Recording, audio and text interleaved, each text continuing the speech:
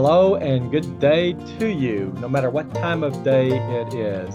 We're certainly happy that you found our channel, Empire Coins and Collectibles, and we're happy to bring content, hopefully, that is of interest to you and is entertaining. So, this particular episode is going to be world coins and die cracks. They are out there, and of course, you too can find them. You only have to put the effort in, you have to go look. If you're not looking, you're not finding. Okay, if you could please remember to subscribe, share, and like. That would help us out immensely if you have not also done that beforehand. If you have, and you have friends that are interested in coin collecting, perhaps you can tell them about us, because the more people we have viewing, the better able we are to bring content to you.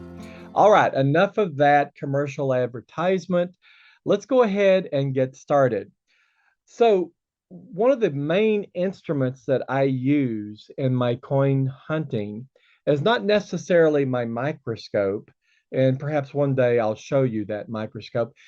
This microscope is a Tomlov microscope. I talked about it early in the channel history, but perhaps one that's even more important is a times 10 hand magnifier.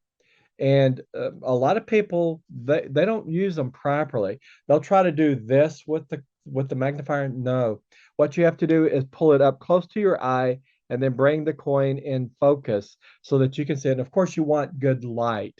I've got the lights kind of turned down in my office here, because if under normal light, I'm kind of light complected and it really glares out the scene.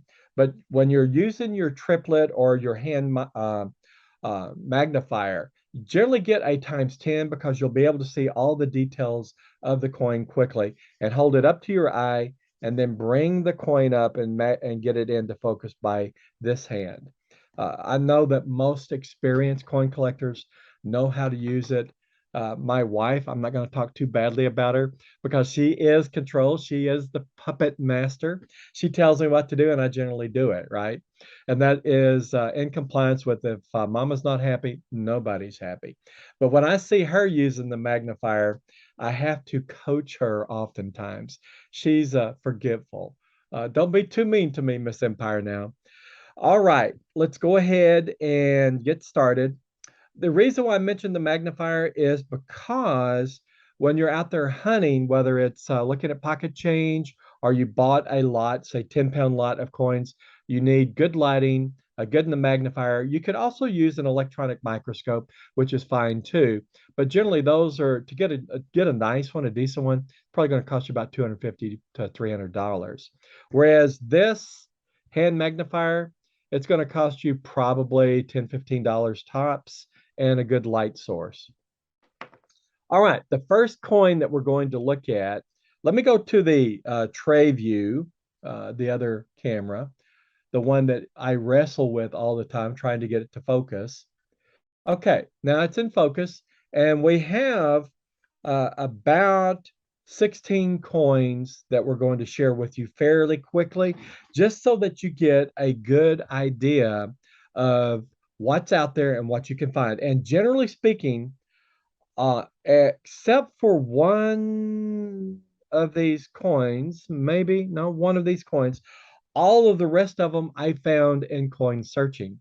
Now, I have said in the previous episode, I've gone through something like 170 pounds of coins, and it took me from, like, I don't know, starting in October. No, it was actually starting in January, February, March timeframe, all the way through October, to do that in the evening when I had time and wasn't pressed to do anything else. And of course, that's what coin collectors do. They spend a lot of time on their hobby. But if you don't have that time, just search your pocket change. You'll be amazed at what you can find. So the first coin that we're going to look at will be a 1954 Peru coin. It's a five centavos. And the arrows generally point to where the die cracks are. Now, you can't see it really well here because the light's not good. I am going to go ahead and put it under the coin microscope, and I'm going to change over to the coin microscope. All right, so here we are. Here's that same coin. It's the 5 centavos and the major die cracks. Whoa, looky there. Now the light is a little bright. I think I've got the lighting right now. Yeah, that's good.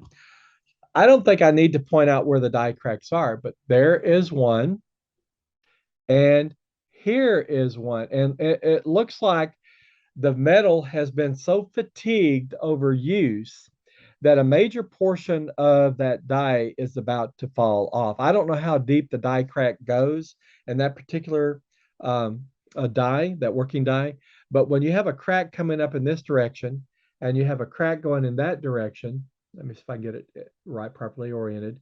When they meet, there's a chance if it's gone all the way through the die that that die will crack. Part of it will crack and break off. But we got to this particular coin prior to actually any further damage. And these are beautifully defined die cracks.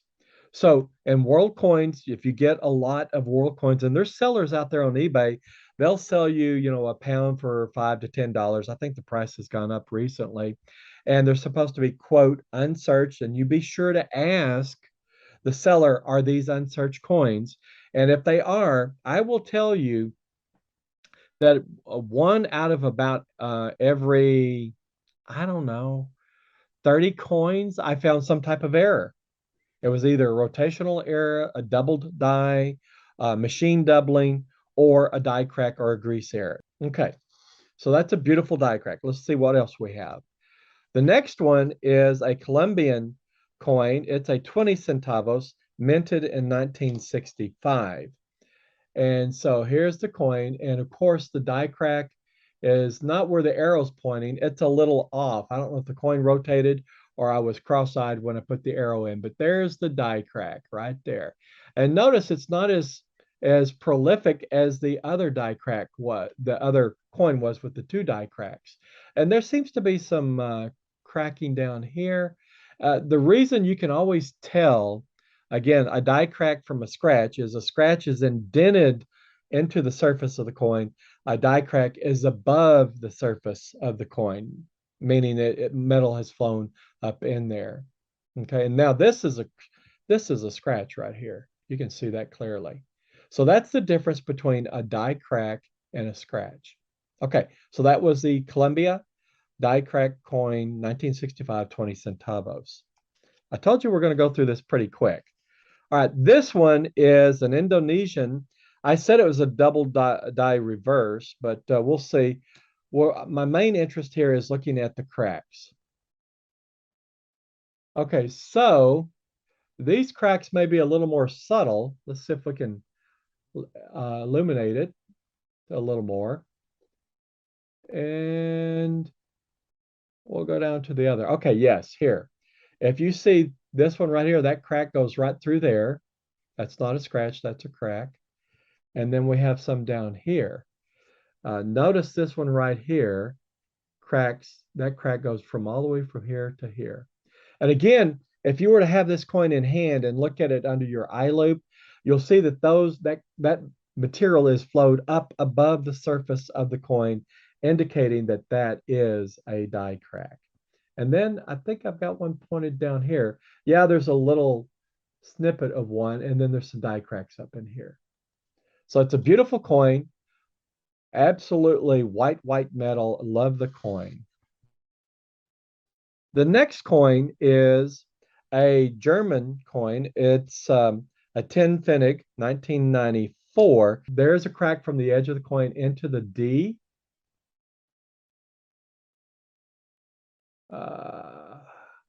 There's something that's happened up here. I'm not sure if you can call it a die crack. That metal is above the surface of the coin and it goes into here. That almost looks like a delamination type area if it weren't for this flow of metal above the R. Okay. And then down here, clearly we see this die crack from the edge of the coin up into the leaf right there. So I'm going to raise this up a bit and refocus it because there's something interesting, again, I want to point out just simply from the positioning of the die cracks. Notice we have die cracks up here, we have die cracks up here, and we have die cracks right here. So that die was really fatigued and began to fail under the tremendous pressure that is used to mint these coins. And of course, when the dies do get fatigued and begin to fail and the cracks begin to open up, that creates opportunity for us, the numismatists, the collectors, those that are interested in coin errors. Now, notice it doesn't have to be totally uncirculated or anything like that, as long as it has a very evident die crack.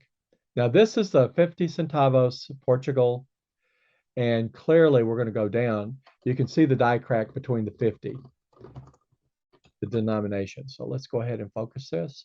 And there it is. This die crack is not really beefy. It's kind of a thin die crack and goes up between the 5 and the 0 of 50 centavos.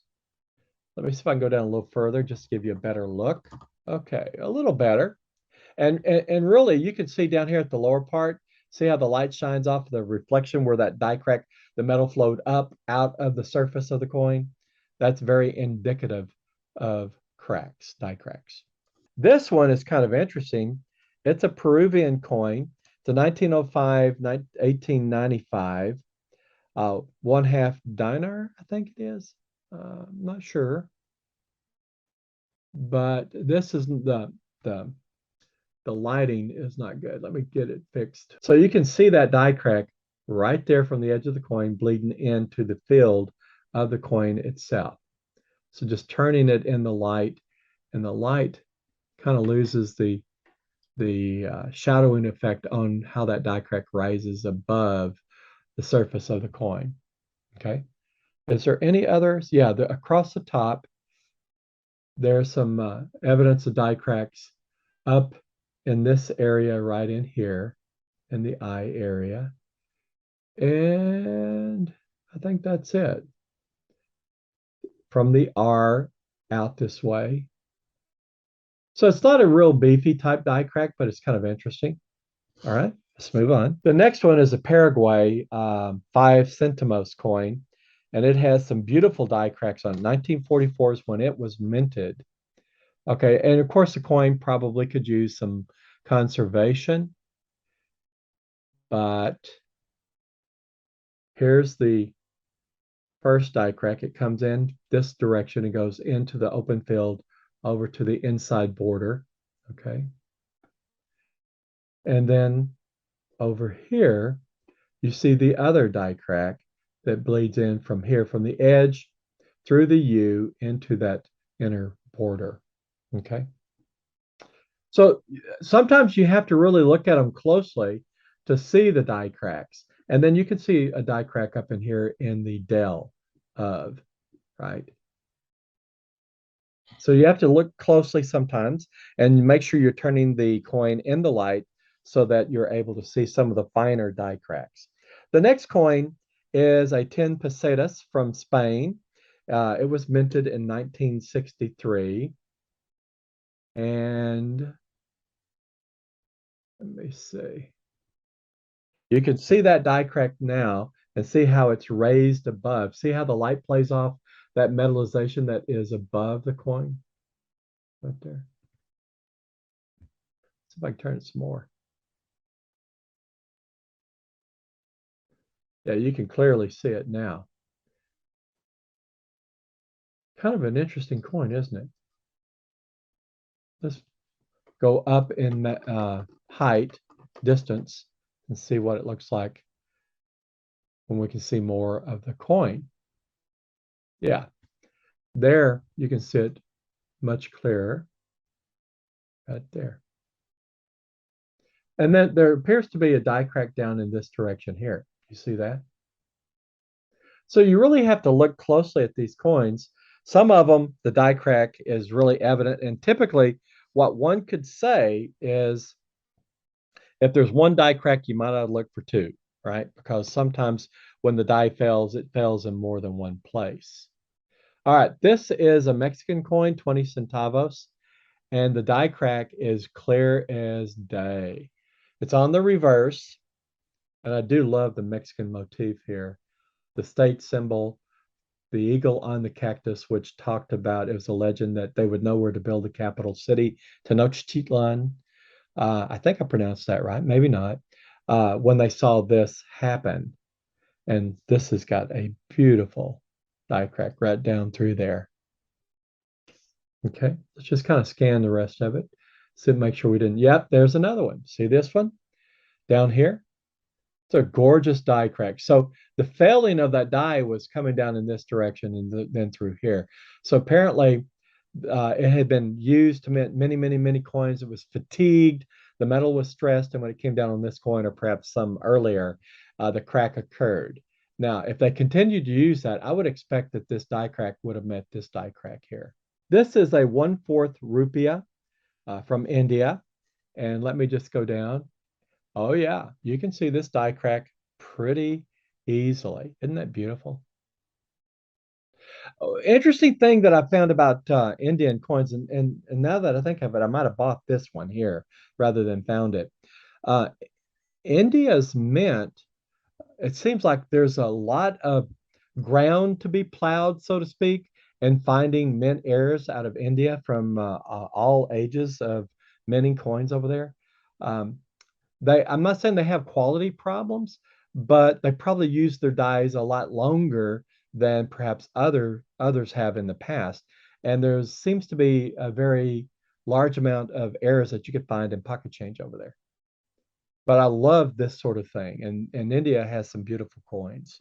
Absolutely. All right, the next one is from Portugal. It's a 10 centavos, and you can clearly see that die crack. Now I can go a little lower just to give you a better look of it. But that die crack is pretty significant right there. Easily seen. Right? Phenomenal, isn't it? All right, let's move on. This one is a Colombian coin. It's 20 centavos. And now this coin says that there is a die crack in the lower part of it. It was minted in 1944. You see that arc right there? That's a die crack. It's raised above the surface of the coin. It's not a scratch. And it's not part of the artwork of the coin either. Okay, let me rotate it around so you can get a better look of it. We'll come down a bit. It seems to be there's cracks coming off of cracks. So this is a die crack here, and then I don't know, this may be die cracks erupting from that crack. But that's one of the more subtle ones you'd have to look fairly closely for. Again, if you're a coin collector, you're going to look at these in great detail under really good light with a times 10 triplet.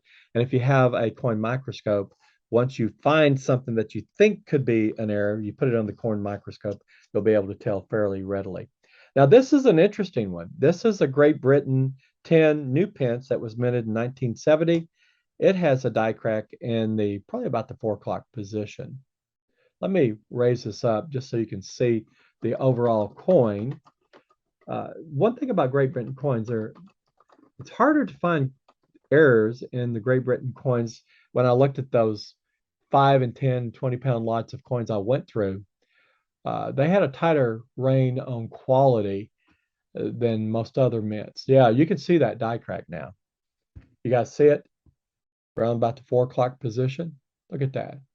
Now I'm going to go lower and we're going to adjust the light so that we can see it a little bit better. There you go. Isn't that gorgeous? Now you can clearly see these coins have been circulated. And this is one I pulled out of a 5 or 10-pound lot. Again, I was finding quite a few error coins and varieties that were fairly unique in those 10-pound lots, but it takes time. You have to be willing to put the time in. That's the reason why coins get so expensive. It's all the time and effort to identify them, find them, identify them, package them. I had a friend of mine who has a large collection of coins, and he's looking at probably selling them at some point in the future. And he asked me if I wanted to go through all his coins, and I said, not really. I can give you an idea about what they're worth in general, but to go through all these coins, and he had a massive collection.